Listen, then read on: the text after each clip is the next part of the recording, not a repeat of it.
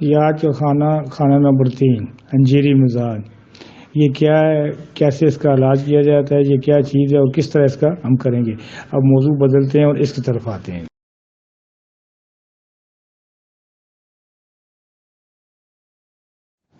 جی السلام علیکم جی، میں ڈاکٹر جمیل احمد ہاشمی. آج کا جو لیکچر ہے وہ تیلی پر مشتمل ہے جی، اور جو کوٹوپیتھی کے کھانے کے مطابق یہ تیسرے نمبر پہ آتا ہے. اس کا جو مزاج ہے اسے ہم سرد خشک کہتے ہیں، یعنی سردی اس کی پہلی ہوتی ہے اور خشکی بعد میں آ جاتی ہے. تو اس کا جو تعلق ہوتا ہے یہ ذہن میں رکھیے گا، سردی اور خشکی کے ساتھ ہے. یہاں سردی سے مراد کیا لی جاتی ہے یہ میں آپ کو جی، یہاں پہ سردی سے مراد یہ لی جاتی ہے کہ یہاں پہ یہ تیسرا کھانا ہے. پہلے کھانے کے اندر پانی ہوتا ہے، دوسرے میں بلغم تیار ہوتا ہے اور چوتھے میں چربی تیار ہوتی ہے. یہاں ذہن میں رکھیے گا جتنا پانی چربی پیچھے تیار ہوتا ہے، یہاں ایسا اللہ نے سسٹم بنایا ہوا ہے کہ اس کی بدولت یہاں پہ چربی جو ہوتی ہے وہ جسم کے اندر سٹاک ہونا شروع ہو جاتی ہے. چربی پورے جسم کے اندر جتنی بھی چربی کا نظام ہے وہ تیلی کے سسٹم میں آتا ہے. اس کا تعلق جو ہے وہ لمفاٹک سسٹم سے ہوتا ہے، جو کہ ہمارے کے اندر جسم کے اندر یہ موجود ہے، اور تمام ڈاکٹر صاحبان اس کو سمجھتے ہیں. جی، تیلی کا بھی جو عنصر ہے وہ زمین ہی ہے جی، تیلی کا عنصر بھی زمین ہے. یہ جو زمین کا میں نے لفظ استعمال کیا ہے، چائنیز لیتے ہیں لیکن پاکستانی بھی لیتے ہیں. یاد رکھیے گا کہ ہم اسے بھی زمین کے اندر ہی لیتے ہیں. اور اس کا جو کیمیکل یا ہم یہ میڈیکل کے اندر صاحب لیتے ہیں تو وہ پھر یہ انجیری مزاج کے اندر آ جاتا ہے، یعنی اسے طب کی زبان کے اندر انجیری مزاج کہتے ہیں. اور انجیری مزاج جو ہوتا ہے وہ آپ یہ سمجھے کہ لمفاٹک سسٹم کا مکمل نظام ہے ایک قسم کا، جو یہ بالوں سے لے کے پاؤں کے ناخنوں تک چلتا ہے. یہ بالکل اپنا ایک نظام رکھتا ہے، جس کے اندر لمف جو ہوتا ہے وہ مختلف ایریوں میں سے چلتا رہتا ہے، اور وہ دودھ جو ہوتے ہیں وہ اپنی رطوبت اس کے اندر شامل کرتے رہتے ہیں. اس کے جو سب سے مین کا دودھ ہوتے ہیں وہ منی کا پیدا ہونا، دودھ کا پیدا ہو جانا، یعنی وہ ہارمونز جو سفید مادہ پیدا کرتے ہیں جسم میں سفید مادہ یا چربی پیدا کرتے ہیں، وہ سے اس کے ساتھ ان کا زیادہ تعلق ہوتا ہے جی. یہ اس کا نظام جتنا بھی ہے یہ دودھوں کے اوپر مشتمل ہوتا ہے. اب یہاں پہ جب ہم دودھوں کے اوپر جاتے ہیں اور اس کی رطوبت کے اوپر جاتے ہیں تو رطوبت جو ہوتی ہے لمف سسٹم ہے وہ دماغ اور اعصاب کے اندر پیدا ہوتا ہے جی. تو اس کا تعلق پھر کس سے ہو گیا؟ دماغ اور اعصاب کے ساتھ تعلق ہو گیا. اسی لیے اسے دماغ اور اعصاب کے ساتھ ہی لیتے ہیں کہ یہ دماغ اور اعصاب کی ہی رطوبت کا نام ہے جو تیلی پیدا کر رہی ہوتی ہے اور جسم کے اندر سے پھیلا رہی ہوتی ہے. یہ ایک زبردست قسم دفاعی نظام ہے جو مختلف قسم کے بیکٹیریا، وائرس اور امیبا وغیرہ کے خلاف پوری مزاحمت رکھتے ہیں. انہی کی وجہ سے خون میں جمنے کی صلاحیت بڑھتی ہے. اگر یہ نہ ہو تو خون کے اندر جمنے کی صلاحیت بالکل کم ہو جائے، اور اسی جہاں ہی پہ گلٹیوں کا نظام بھی شروع ہوتا ہے جی یہاں پہ گلٹیوں کا سسٹم شروع ہو جاتا ہے. آپ سوچ بھی نہیں سکتے کہ ایک آدمی کے نظام کے اندر کتنی قسم کی گلٹیاں موجود ہیں، یعنی بالوں سے لے کے پاؤں کے ناخنوں تک گلینڈز موجود ہیں جی. چھوٹے بڑے ہر قسم کے ہوتے ہیں لیکن موجودگی سب میں پائی جاتی ہے. تو یہ وہ نظام ہے جو تیلی کے ذریعے نگرانی آتا ہے، اور تیلی ہی ان کو اپنی غذا فراہم کرتی ہے. یہاں ایک نوٹ کرنے والی جو بات ہے وہ یہ ہے کہ تیلی کا تعلق جو ہوتا ہے وہ معدے کے ساتھ ہوتا ہے. تیلی کا تعلق معدے کے ساتھ ہوتا ہے. جیسے آپ غور کریں تو یہ لفظ آپ کو سمجھ آ جائے گی، جیسے گردے کا تعلق مثانے کے ساتھ ہوتا ہے، بالکل اس طرح تیلی کا تعلق معدے کے ساتھ ہوتا ہے. جو بھی معدے کے اندر جوس تیار ہوتا ہے تیلی اس کو ابزارب کرتی ہے اور اپنے اندر سٹور کرتی ہے کیمیکل کے حساب سے، یا سیلز کے اندر وہ سٹور کرنے کی صلاحیت رکھتی ہے، وہ اسے وہاں سے سٹور کرتی ہے. ایسے ایٹمی نمبر اللہ نے بنائے ہوتے ہیں جو اس ایٹمی نمبروں کے اندر تیلی انہیں سٹور کر لیتی ہے، اور یہاں پھر وہ آگے اسی سے WBC اور دوسرے جتنے بھی مادے ہیں جو سفید لمف کی صورت میں پیدا ہوتے ہیں یہاں سے تیار ہوتے ہیں جی.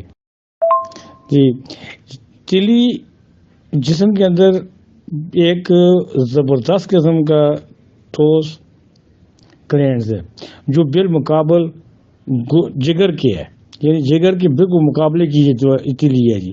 ایک طرف تیلی ہے، دوسری طرف جگر ہے.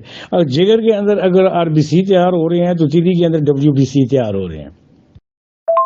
یہ تیلی کے اندر بخاروں کے مد مقابل اینٹی ڈوٹ پیدا کرنے کی مکمل صلاحیت تیلی کے اندر موجود ہوتی ہے۔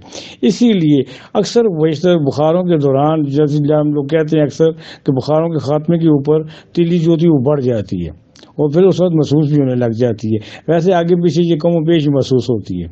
تو اس کا جو نظام ہے یہ سمجھیں کہ بالوں سے لے کے پاؤں کے ناخنوں تک جتنے بھی گلینڈز ہیں ان سب کے ساتھ تیلی کا تعلق ضرور ہوتا ہے اور تیلی اکائی کا وہ ایک حصہ ہے۔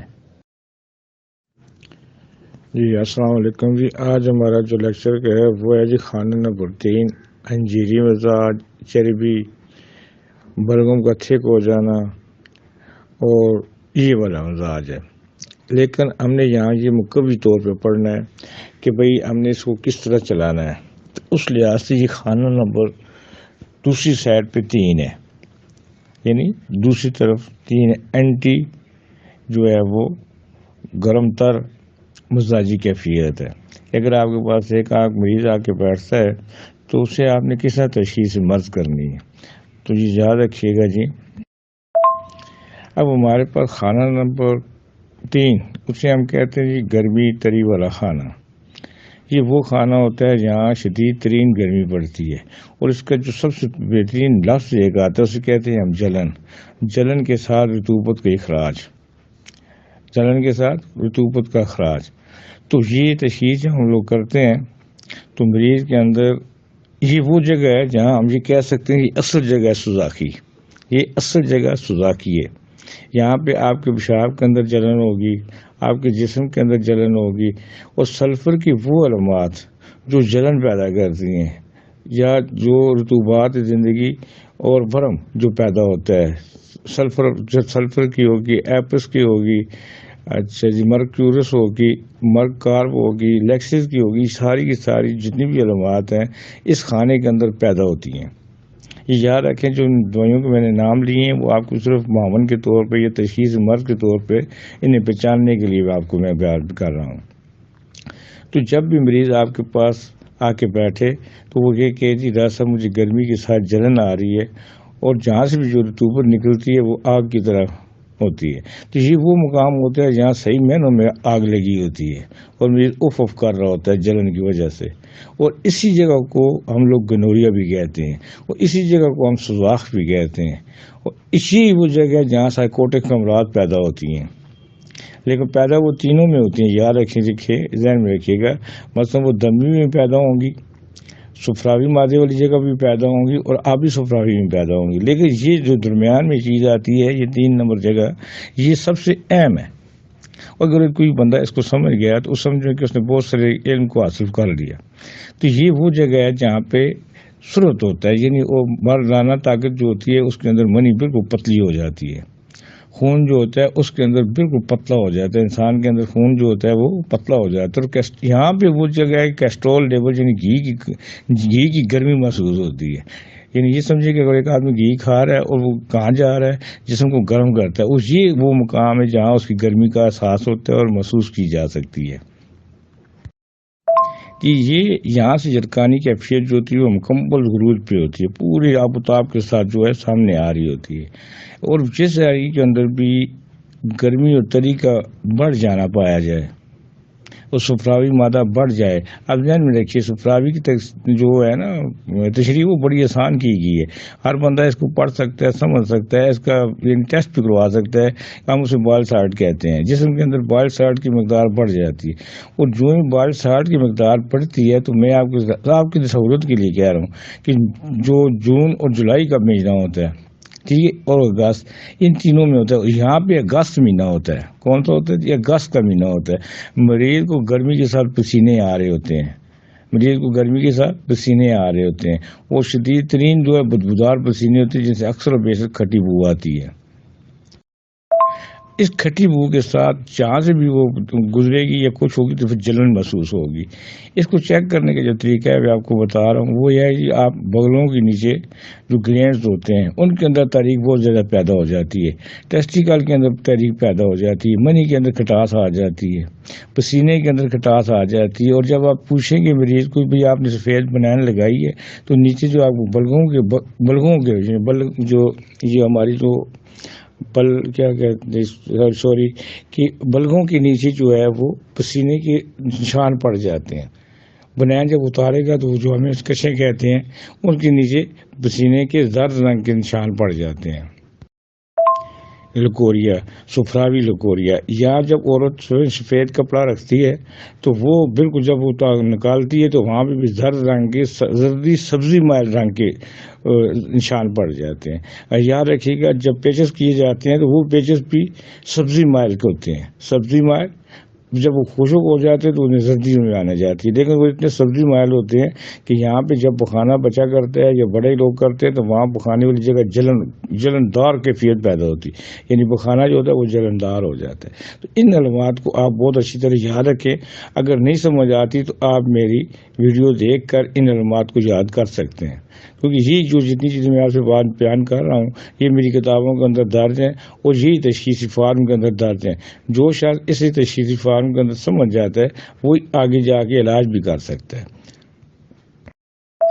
جی اب یہاں پہ ہم نے تشخیص مرض کا فارم جو ہے وہ گرم تر جتنی بھی علامات ہوتی ہیں جن کے اندر امراض پیدا ہوتے ہیں جو بھی امراض پیدا ہو سکتے ہیں گرمی تری کے لحاظ سے وہ میں نے ایک فارم کے اندر درج کر دی ہیں. جب آپ ان کو دیکھ لیں گے تو آپ کو وہ فارم پڑھنے میں آسانی ہو جائے گی اور یہ فارم یہیں پہ آپ اچھی طرح سے یاد کر لیں. جتنا یہ آپ کو زیادہ اچھا سے یاد ہوگا اتنی جلدی آپ وہاں سے امراض کو تشخیص بھی کر سکتے ہیں اور پک بھی کر سکتے ہیں. جو یہاں تشخیص مرض آپ کو سمجھ آ جائے گی اور پک کرنے کی صلاحیت آ جائے گی تو آپ اپنے بیٹھے ہوئے مریض کے ساتھ ان علامات کو ٹیلی بھی کر سکتے ہیں. تو یہی علاج بالمثل ہے اور یہی علاج بالضد ہے کہ آپ نے مریض بیٹھا اور مریض کی علامات کو آپ نے ٹیلی کی اور یہاں پہ درج کی تو آپ نے دیکھا کہ اس خانے کے اندر پیشنٹ آ گیا. یہ خانہ اور مریض برابر ہو جاتے ہیں، تشخیص مرض آپ کی برابر ہو جاتی ہے.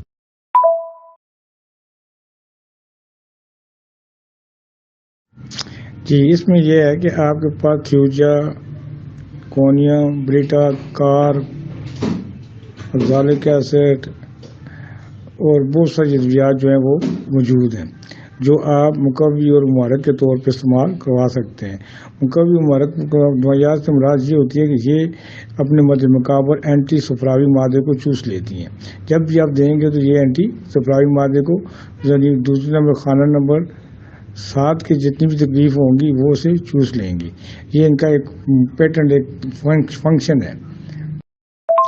اب یہاں چلتے ہیں ہم تھیوجا کی طرف. تو تھیوجا کا جو ہم لکھیں گے تو اس طرح لکھیں گے مقوی اور محرک نظیری یا چربی یا برف بنانے والی ادویات.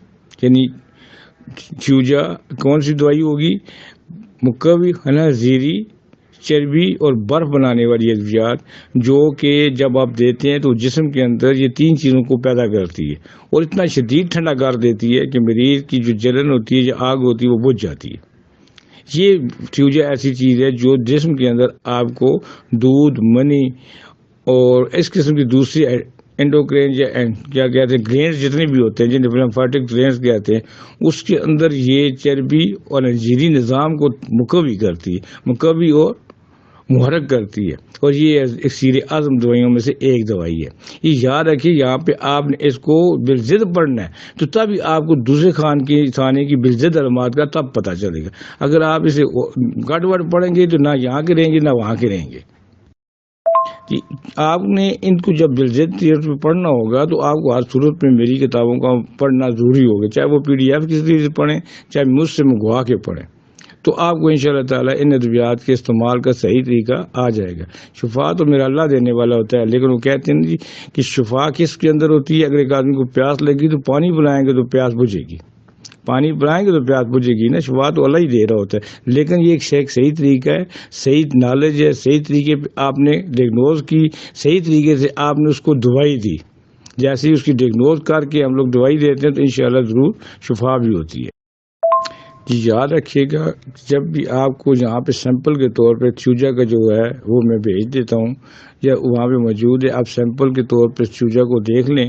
تھیوجا کا جو فارمولہ ہے مقوی و محرک جو فارمولہ ہے وہ بھی اس کو دیکھ لیں کہ یہ مقوی و محرک کس کو کہتے ہیں. یہ مقوی و محرک نظیری مزاج، تقویت جو تقویت پکڑتے ہیں، یعنی جب یہ محرک ہوتی ہے یا تیز ہوتی ہے تو تقویت کس کو دینی ہوتی ہے؟ اس نے غضلاتی کیفیت کو، اور ختم کس کو کرنا ہوتا ہے یا کس چیز کو؟